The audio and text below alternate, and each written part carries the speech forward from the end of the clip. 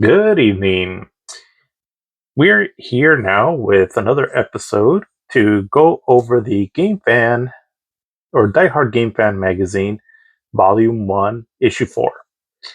So, this one will be a real blast from the past for me, as this was the first issue that we got. I know I've kind of talked a little bit about before in the previous ones where I thought maybe one of those might have been my first one that we got off Gamefan, but no, I'm pretty certain it was this one. I definitely remember the cover.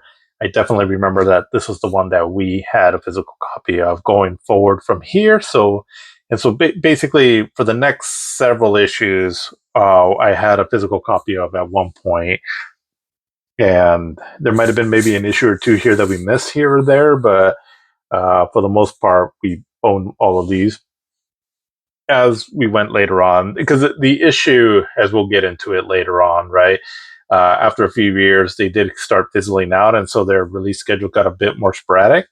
But to the point that they were relevant, we pretty much own all of these issues. So this will be fun to look back to, as I'll have a little bit more insight on this. As again, right, this is where I can start remembering that we actually own these issues here. But yeah, so again, volume 1, issue 4. And so on the cover, we have a Gamefan exclusive of Blaster Master 2. So Blaster Master was a pretty, popular game to some extent, right, on the original Nintendo. Blaster Master 2 on the Genesis, I don't really hear people talking about it. And I want to say that I think this is what lured us to this magazine here, was because we saw that it was an exclusive Blaster Master, a sequel to it, right? That me and my brother both liked back in the day on the Nintendo. So I think that's maybe what draw, drew our attention on this magazine to say, oh, well, let's check it out. Let's see what this sequel is all about. And and again, just some of the games that would take center stage on this magazine that normally you probably wouldn't have really heard anywhere else. But yeah, some pretty cool stuff in this magazine here. So let's get to it. So this would have been the February 1993 issue. Again, it was going for $3.95. Yeah, so let's see. So we got the little advertisement here again for the Turbo Duo. They were really trying to advertise this here. Table of contents. Is that the Mario movie here? So talking about here the art by Terry Wolfinger. So let's go over the editorial zone here. So we're back from the show, that is. My voice is gone and my feet hurt, but here's some insight on the CES. Revolutionary. 2 games. Nintendo's first SFX game, Star Fox, with special thanks to the Dome and those Nintendo girls, and Selfie by Game Arts, which was mysteriously tucked away between those goofy make-your-own video games. Both these titles made me quiver.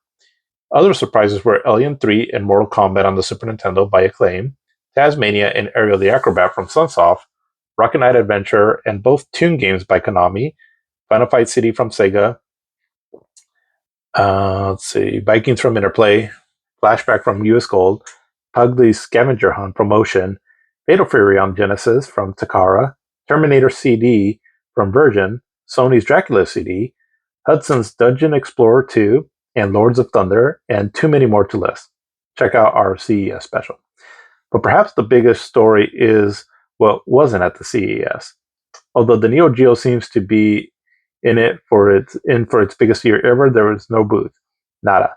And Atari was also absent. No new Link stuff and no new system. It's hard to understand these no-shows when thousands of consumers are waiting for new screenshots and information.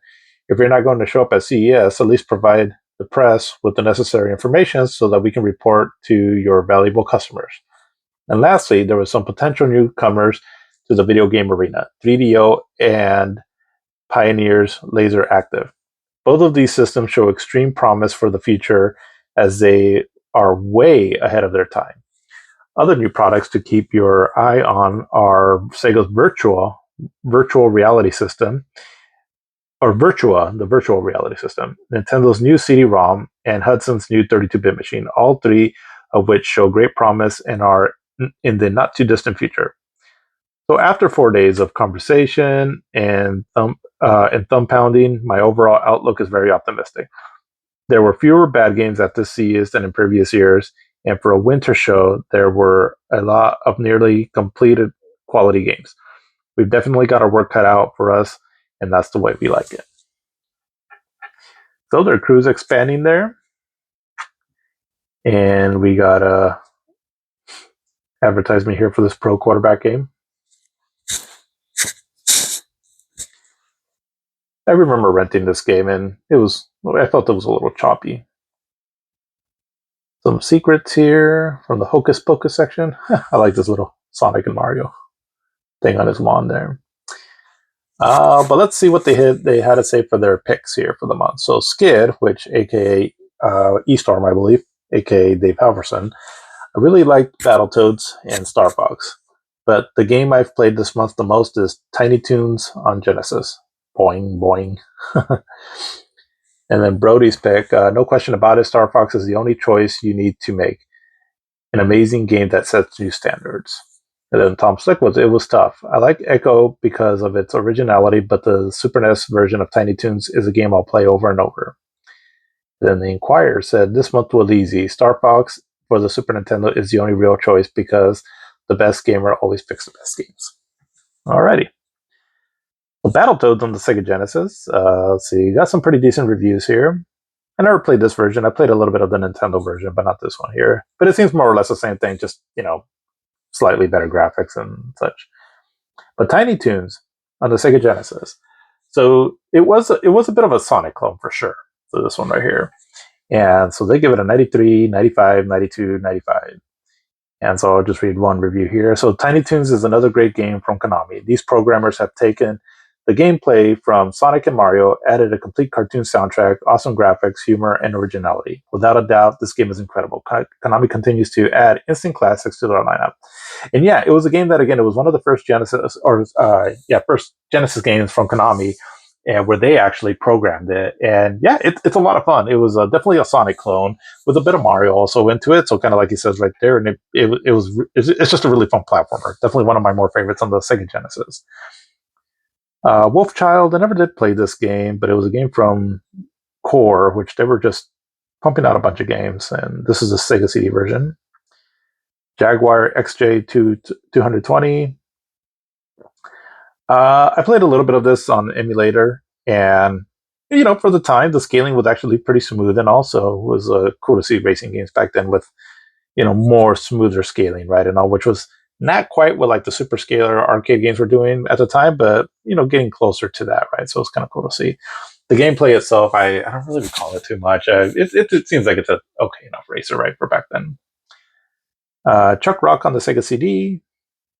So we're starting to see some ports, right, to the Sega CD from Genesis games, which unfortunately a lot of it just really improved the music and all, and nothing, and maybe added a cinema here or two, but usually there wasn't a whole lot more added to it.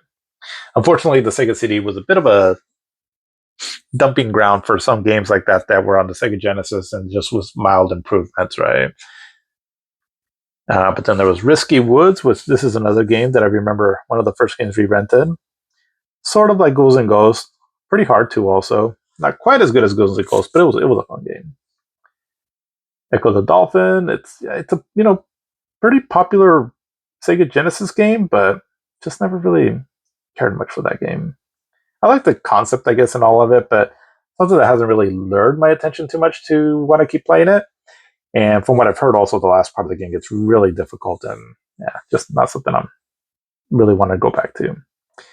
But Deadly Moves, so I've talked about this game already, so this is where it got reviewed. So Risky Woods and Deadly Moves, I remember some of the first games we rented, and then I remember this one too, also Pro Quarterback. Paperboy 2, so back then it seemed like every system was getting a Paperboy game. I haven't really messed around with those. I wonder if are they fun? I mean, apparently they were on everything. But then Star Fox here. So yeah, I mean, at the time it was pretty revolutionary, right? And especially on the Super Nintendo, for sure it had help from a SFX chip, but it was on cartridge, right? Where everything else was starting to go, with the CD route. And I think that's where I think the Super Nintendo really found a calling for itself, was learning to do things within its own, well, on the system itself, right? Without having to have like a bunch of different add-ons, right? Like the way the Sega Genesis did, right, with the Sega CD and and all. They were able to just kind of do it within the Super Nintendo still, and because the system was powerful enough, right, where it can do some pretty cool stuff on there, but not quite where it needed to make the jump right away to another system, which is why they were later to the game with the Nintendo 64. But yeah, it was pretty revolutionary back then, seeing this stuff. So I'll just read one here where, let's see, this is from, what was it from? Brody, I believe. So he says, as at the CES, Star Fox was displayed inside a dome with a laser show going on. You played in a chair that shook from tremendous bass and speakers that were blasted in both ears. This was my first experience with this game. Would I be disappointed when I played at home? No way. A new direction in video games, FX Power. Oh, so that would have been pretty cool to play like that back then. And so then the Super Nintendo had their version of Tiny Toons, which I never played, but supposedly, I mean, at least they really liked that. Combat Tribes, I believe that's what it's called. Chester Cheetah, Vikings, or the Lost Vikings. This game is fun. It's like a puzzle game where you alternate between three different Vikings. They all have their special skill set, and you just solve puzzles and all. And strangely, with a pretty cool techno soundtrack of all things. Albert Odyssey looks like it got pretty decent grades here. I've been interested in this series a bit. I mainly know more of the Sega Saturn one, but this one seems pretty decent. King of Rally, some kind of a racing game. Jackie Crush, Rival Turf 2, and Ramna and a Half Part 2. And then we go over to the TurboGrafx, so Darkwing Duck, The Legend of Hirotoma, Gradius Golfer. So not the best month for the TurboGrafx. And then on the Neo Geo, we got Cyberlib, which seems to be some kind of like a running gun kind of shooter, my understanding. But the top most wanted in top 10. So for the readers back then, so the top 10 was number 1 was Street Fighter 2 on the Super Nintendo, Sonic 2 on the Genesis, World Heroes on the Neo Geo, Mario Kart on the Super Nintendo, Madden 93 on the Genesis, Montana 3 on the Genesis, Art of Fighting on the Neo Geo, Super Star Wars on the Super Nintendo, NHL 93 on the Genesis, and Axelay on the Super Nintendo. And most wanted, Batman CD, Batman Returns CD, I should say, on the Sega CD, Battletoads on the Super Nintendo, Cybernator on the Super Nintendo, Sonic City on the Sega CD, Phantasy Star 4, wow, we're talking about it already, on the Genesis, Time Gal on the Sega CD, Final Fight CD on the Sega CD, The Revenge of Shinobi 2 on the Genesis, Final Fight 2 on the Super Nintendo, and Power Moves on the Super Nintendo. What could you win? Let's see. So for first prize, your choice of a core Super NES, Genesis, or Lynx. That'd be pretty cool. And so the Adventures of Monitor here. Oh yeah, so his thing was like to not let people play crappy games.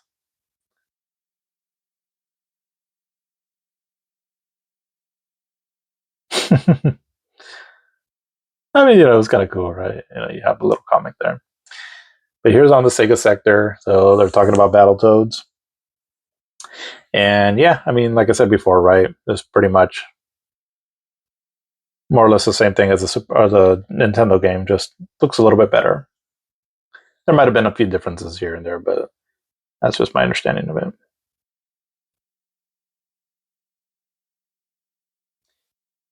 I played it a little bit, at least again on the Nintendo one, and I got to that bike stage, but holy hell, that's hard. And yeah, I mean, I can see why that stage is notorious for being, one of the most difficult levels in a video game. It's insane. Blaster Master 2. This is a decent game. It's not bad. I don't think it's as good as the Nintendo one, but it more or less has the same style. It's just, I don't know, something about it that just didn't quite resonate with me as well, and apparently not with much others. But it's not bad. I mean, it was kind of cool to see a game that was more noted for the Nintendo, right, on the Genesis. So that was kind of cool to see at the time, anyways. But here's a full review here for Tiny Toons. It was just called Tiny Toons Adventures. Yeah, fun game, fun animation, and yeah, I mean, definitely one of the better Sonic clones out there. So just like Mario had its clones, Sonic had some clones too, also because there was this, the three that I can think of right off the bat, and we'll see some of the other games in later issues. But there was this one, Socket, and Heisei's Havoc, which are all pretty decent games too, also, right? But they were basically kind of like they were trying to imitate Sonic, but they weren't bad in their own right though. That Wolfchild game, maybe I should try this out sometime just to see what it's all about. I just remember I kept seeing it in the issues back then. I'm pretty sure the Super Nintendo had a version too. And the Jaguar game, they started talking about how it's been a while since with Outrun came out in the arcades, and we still hadn't seen that level of quality at home. And this wasn't it. Like I said, when I've gone back to play this game and then play like the arcade version of Outrun, the Outrun still looks better than this. But again, this wasn't bad though for the time. But I remember looking at these screenshots, right, and I was like, wow, I can only imagine how smooth it runs. And it runs like at 20 frames per second, give or take. But that back then it was just cool to see 3D stuff like that. It's all we knew, right? And all. So, well, I mean, like I said, the arcade, some stuff in the arcade was running pretty smooth, but there was still like this, you know, expectation that the arcades obviously were going to look a lot better, but to have some level of that at home was pretty impressive.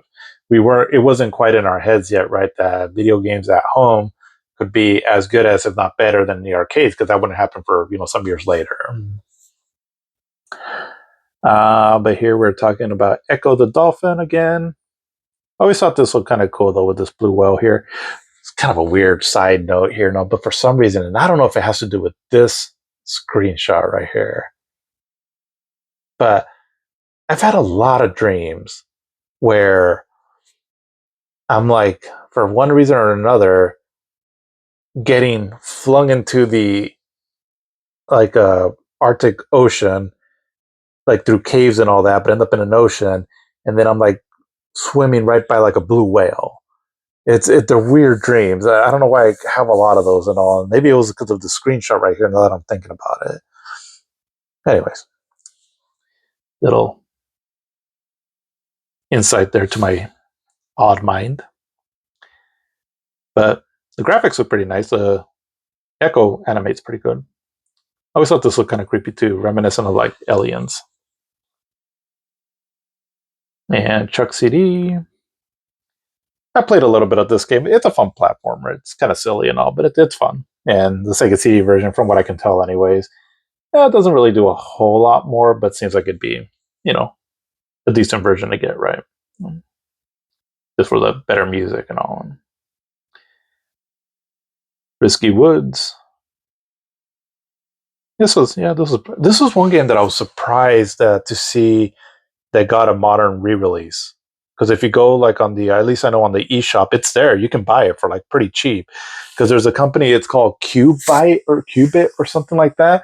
That I've been noticing that they've been releasing some like older games. Like they had this and Tin Head, and I think they recently released a compilation of like just some kind of arcade beat 'em ups, which I've never really heard about. So that's kind of cool, though. I'm all for that, right? I mean, let's release a lot of these old games. I don't think they're very profitable, but still, it's kind of cool that they do. Again, so here's this Pro Quarterbacks. It looks pretty decent in screenshots, but I remember we rented this and I wasn't too impressed. It was one of those, we rented it, and then after I was like, yeah, I think I'd rather go back to Madden. Because we were big into like football games back then, like football and soccer, and even to an extent basketball. And the Sega Genesis, right, which was really known for sports games. That was we had a lot of fun playing multiplayer and all. But yeah, like I said, this one we gave a chance to, but wasn't too impressed with that. Paperboy 2, maybe someday I should try to check this game out to see what it's all about. Or I guess just even the first one. Flashback. Here's a game that I really enjoyed. And so this is when they were first talking about it. So prepare to be blown away because US Gold has a serious game in the works, Flashback, designed to show that CD quality games can be released on cartridge format. Flashback pushes the Genesis way beyond its normal limits. The first thing you'll notice about the game is that it features some of the smoothest and most lifelike animation seen on any video game yet. The main character alone contains over 2,000 frames running at 24 frames per second. Hey, that was pretty cool back then. This was achieved by filming live actors, illustrating their motions into computer graphics. The end results looks, some of the stuff is cut out, but looks amazing and looks like you're watching a movie. The storyline is also noteworthy as the game unfolds with cinematic intermissions and an evolving plot. Your character, Conrad Hart, is a master marksman who keeps a cool head when dealing with deadly situations. Let's see. Stumbling on a deadly secret, he finds himself kidnapped and imprisoned in a space station. What's worse, your memory has been erased as well. Tackle 6 levels, fighting for your life and memory in an effort to return to Earth and stop the conspiracy. While we haven't received a reviewable copy, everything was grabbed from videotape. What we did get completely stunned us. Oh my god, I can't read. What we did get completely stunned us all who saw. Keep your eyes peeled in upcoming issues for a full review, as this game could be the best cartridge game of all time. Flashback is great. It's a slower pace sort of action platformer game. I think they started being dubbed the cinematic platformer. So there was, for example, like this, out of this world, and a little bit later on, Blackthorn, Prince of Persia, also, where the animations were more really just more lifelike almost.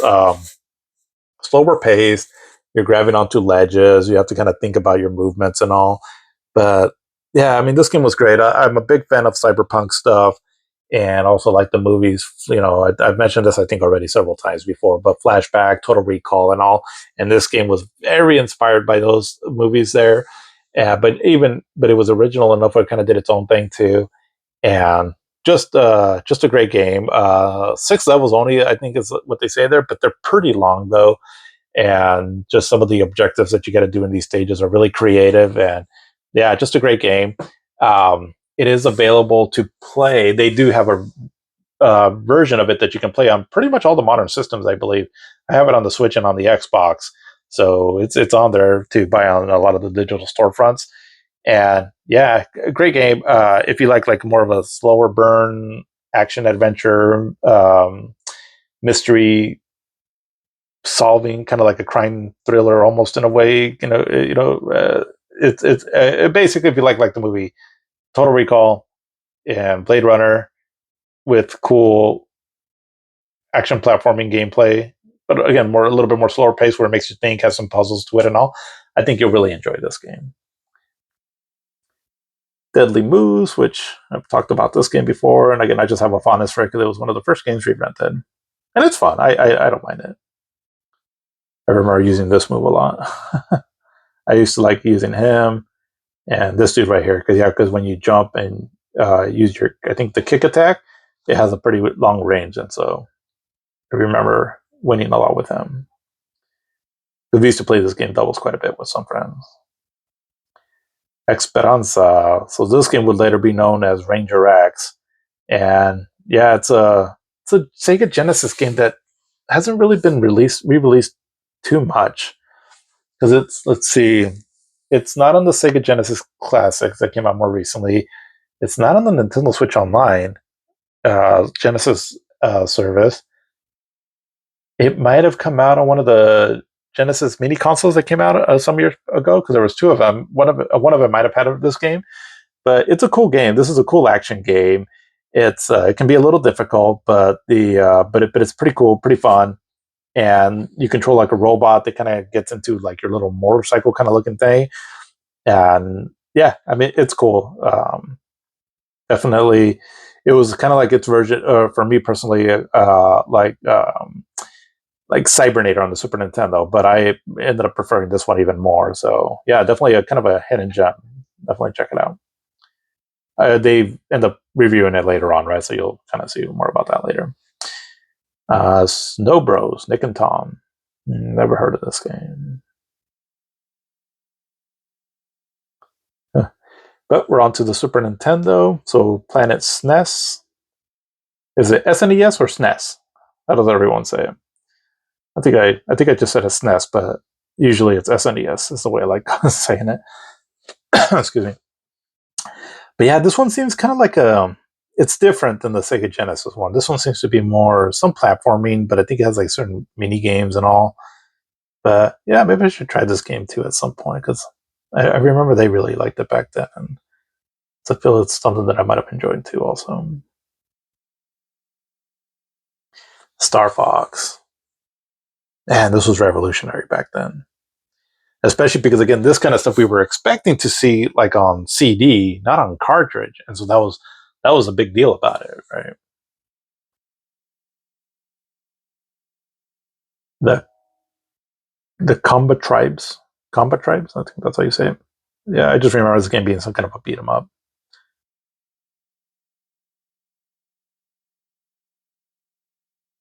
Chester Cheetah, too cool to fool. A Lost Viking. So yeah, so this is a cool game. It's on the Super Nintendo and also on the Sega Genesis. They're both, I mean, pretty cool. I could be wrong, but I want to say I think that the Sega Genesis had exclusive levels. Could be wrong, but either way, they're both cool.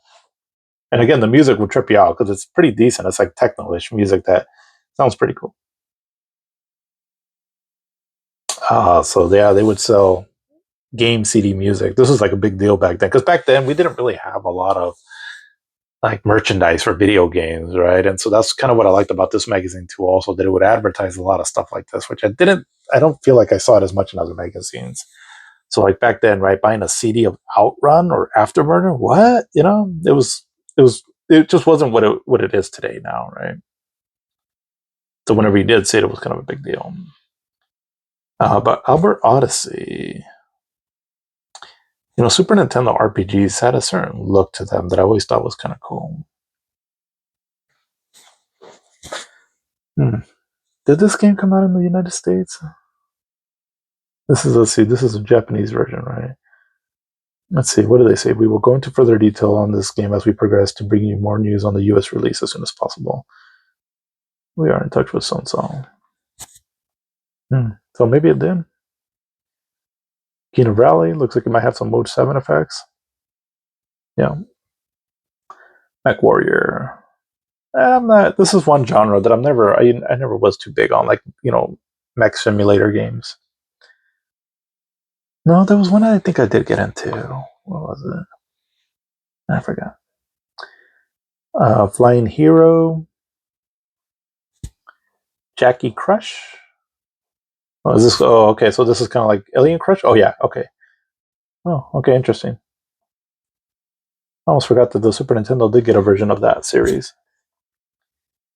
Kiki Kai Kai, the Japanese game.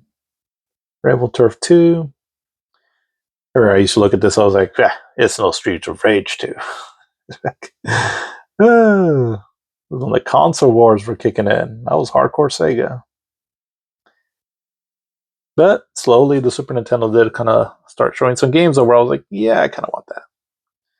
But this is where I was really deep into like a hardcore Sega fans. Turbo Tunes. Well, before that, I always thought this ad was pretty cool.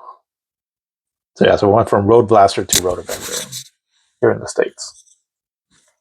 Renovation, yeah, they would develop or they would publish a lot of games from a lot of games made by Wolf Team. I remember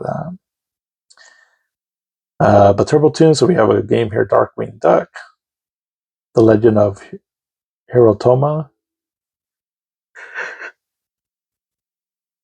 Let's see, Fighting Run. Not sure what that is.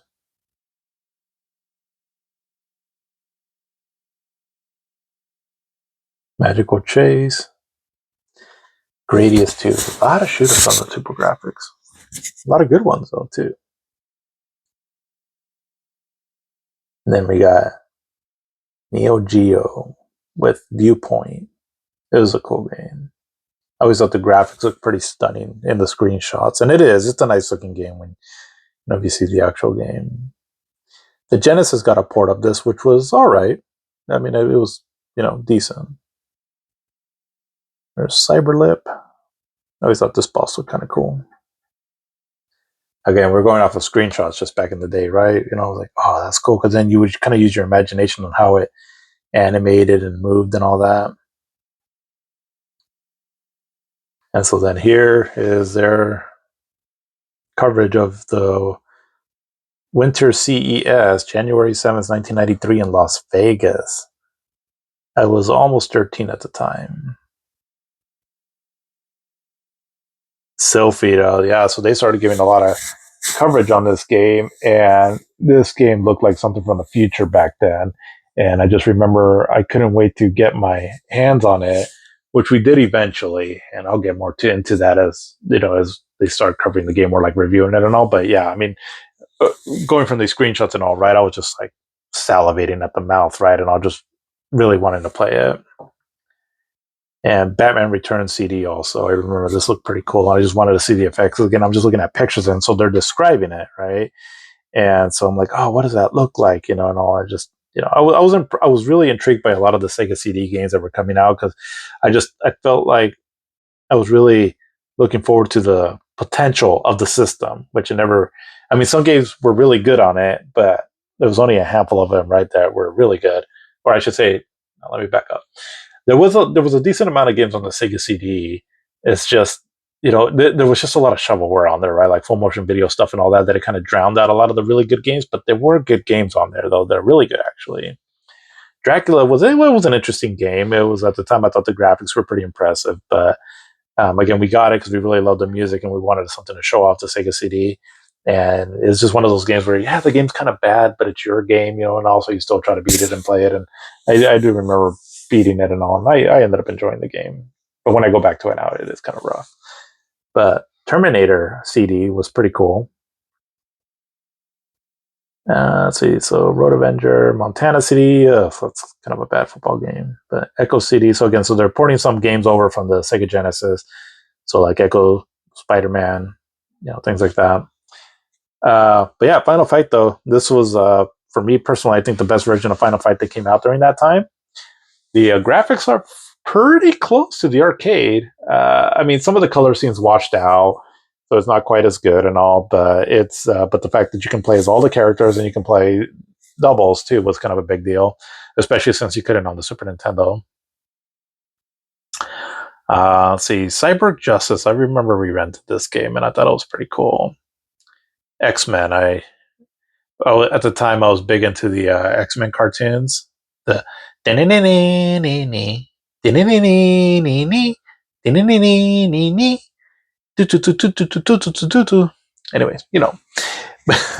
but yeah, it was. I remember renting this game, and I really wanted to like it, but it's just hella hard, like that stupid kind of hard, right? I don't know where it's not like, because it's like challenging in a fair way, and like no, it's because the game is really choppy, and it's just I feel like it's really unfairly hard.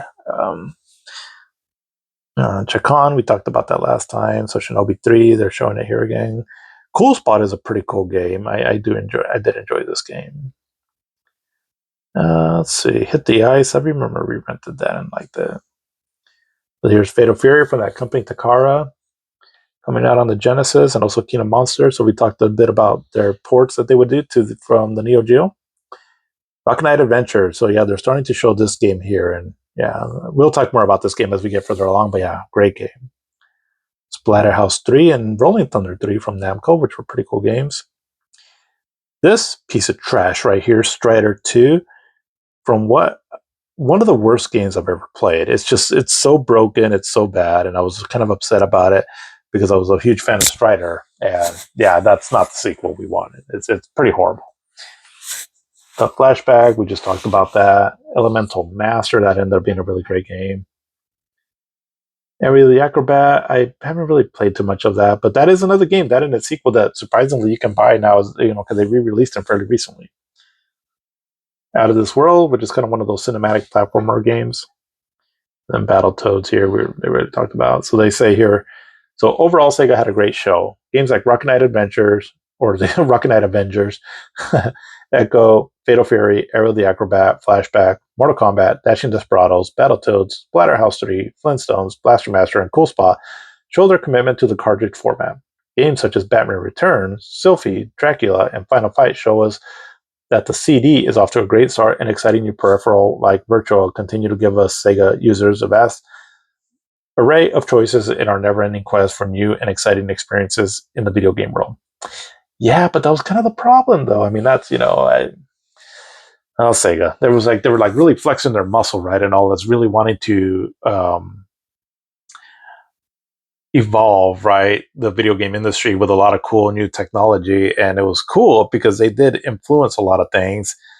It's just I think that they should have just trusted the Sega Genesis hardware and the developers and keep just focusing on that, and then went on to the Sega Saturn instead of doing all these other crazy things. I mean, like I love some of the stuff that came out on the Sega CD and all that, but it did come kind of at a cost, though, right? I feel like because I don't think the Sega CD was a huge, huge blow to the Genesis, but it was just one of the things, right? That combined with a bunch of other stuff, and eventually the 32X and so forth, right, is where it just kind of fell apart for Sega. But the Super Nintendo, so they're starting to show screenshots here of Mortal Kombat. Let's see what else stands out here. Goof Troop. I think I've heard that's a pretty decent game. Shadowrun. This has been an RPG again that I'm kind of interested in. Again, I'm always kind of a sucker for that cyberpunk kind of world. Rock and Roll Racing. That's a cool racing game. Cybernator. That's cool. Batman Returns. Alien 3. I like this game here on the Super Nintendo. Super Turrican. I never did play that one. Oh, Final Fantasy 3, but I think they meant 5. I think that's what they meant there. Equinox, we already talked about that. Superman. I don't think I'm aware of this game. Fatal Fury, so Super Nintendo was getting a version 2. Super Battletoads. At least what it was called at that time. The Turbo Duo, what did it have? Lords of Thunder, that's a great game.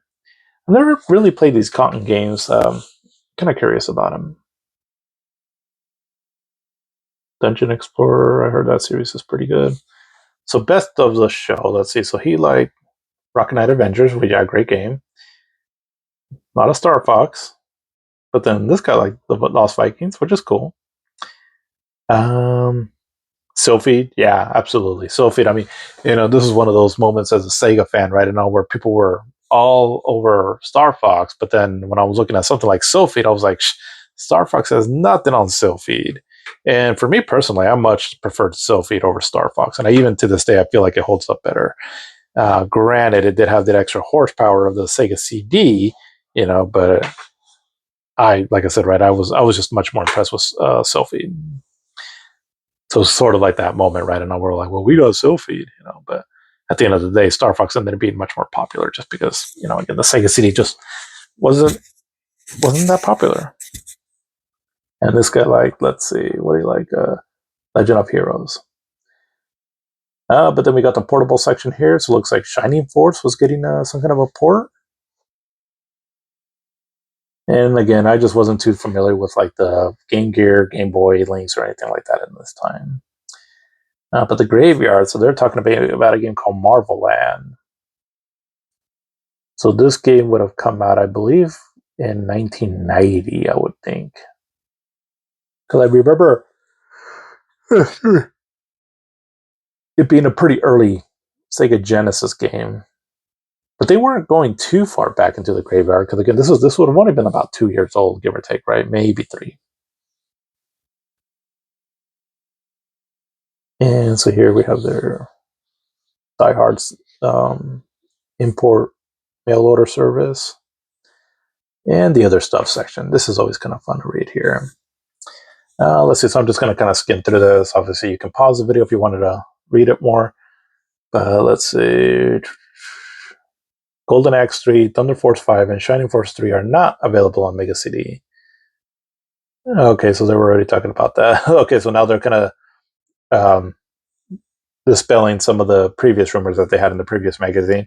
So Golden Axe 3 is a cartridge due in March. Thunder Force 5 is not even announced. Let's see, and Shining Force 3 is not even being considered as they are really or currently working on part 2. Let's see.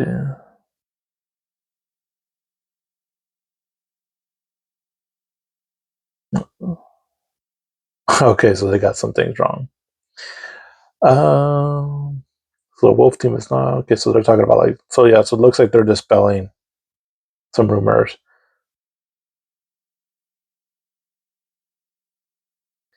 So basically they said that Lunar 2 was not in development at that time, but eventually it was something that did come out. They're talking about a 64-bit system for Atari. If I hear that Atari's got a 64-bit system for $99 one more time, I'm going to hurl. So they're talking about the Nintendo CD.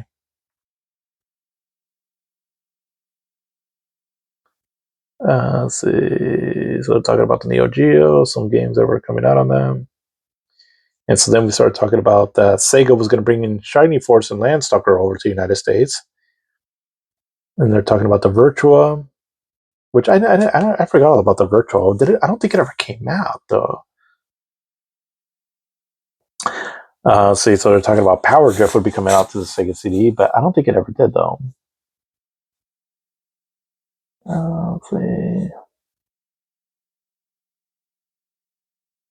Okay, so here we go. So, and now for some Nintendo news. We scoped out Sega's Nosferatu at the show, and it was looking really good. Looking for a fall this year. Another announcements include Gleeding for Nintendo City featuring complete voice, Super Ninja Gaiden, Superman or Super Mega Man, Superhero Racing, and Atlanta by Capcom. Next month we'll give you the actual specs on the Nintendo City. But here are some early facts. Okay, so here we go. So the processor, 32-bit RISC CPU, NEC V8 810, whatever that means, running at 21 megahertz, 2 times access speed, 12 megs of RAM, and the games are encased similar to optical disc. I thought Star Fox was awesome, but the CD is serious stuff. Price right. Wait a second, this just in. Sega may almost definitely bring out Art of Fighting for Sega CD, and Fatal Fury 2 by Takara may be on the way for the Super Nintendo. We had a ton of 3DO info, but unfortunately I'm out of space. We'll do an in-depth next issue, so I'm done for now. Look at these pictures. See you next month. So they were giving specs on the Nintendo CD. Interesting. I mean, well, if you followed video games, history at all, or if you're around at the time, Sony and Nintendo were going to partner up, right, to make a CD add-on peripheral for the Super Nintendo, which is going to be called a PlayStation. Obviously, that didn't go through, right, and all, and so we'll kind of go more into it as we start going along in these issues. But it just there was a bit of bad blood there that happened, but this is still when they were talking about it, though. But then here we got Sonic CD. So I remember looking at the screenshots on this, and I was like, "Wow, this Sonic game actually looks pretty cool." Probotectors, which is basically Contra in Europe. They just can't use the name Contra, I believe, for some reason over there in Europe, and so that's why they use this different version, which is kind of cool though. The robots look pretty cool. Uh, Golden Axe 3, which I mean, I played a little bit of it, and it's all right, but it definitely feels different from the first two though. Ninja Warriors, they got a port over on the Sega CD, which was actually a pretty good port. The music is pretty cool on it. And so here we're starting to see some screenshots of what is this? So this is for the 3DO. What's this? Let's see. Yet another new system on the horizon. Pioneer's Laser Active plays both Sega and Turbo CDs as well as Mega LD titles as shown above on both 8 and 12-inch discs. Laser discs, more next month. A new generation in CD gaming is taking off. Wolf Team's brand new concept and CD technology is shown here in the game Aperos. From beginning to end, it's an all-computer graphics.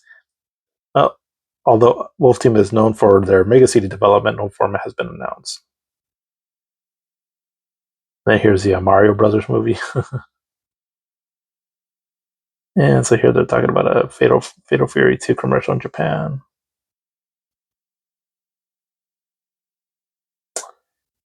And some more ads here towards the end. And let's see, and so I'll just read one of these here. Um,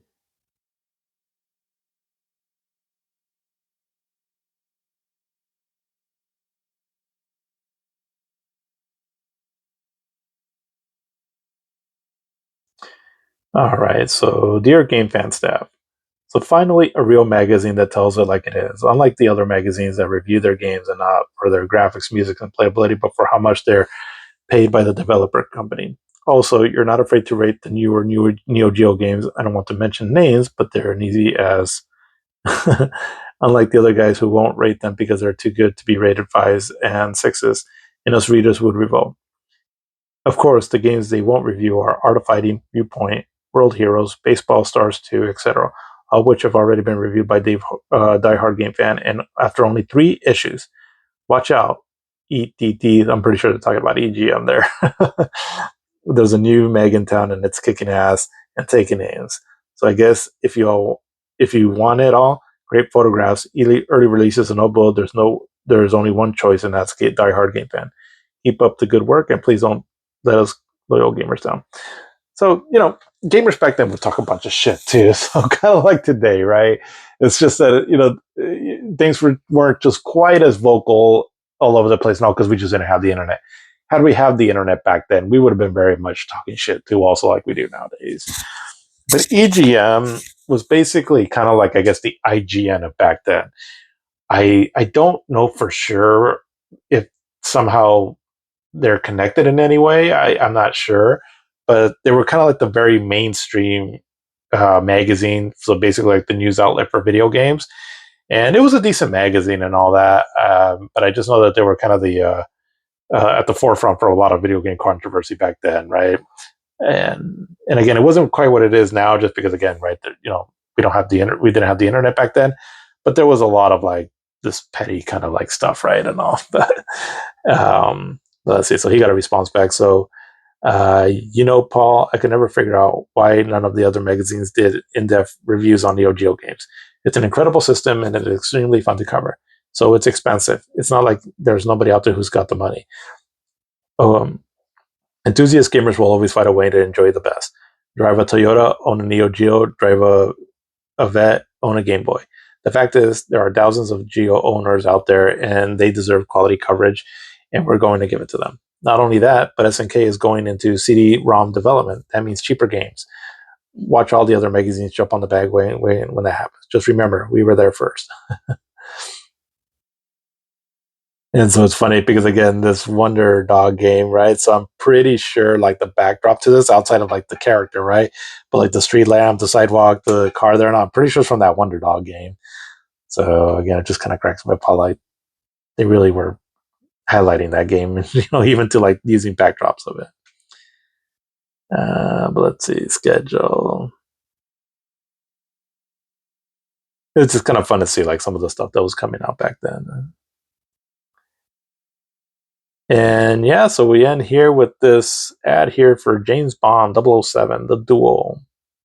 Never did play this game, but I think it got pretty decent reviews here in an upcoming issue.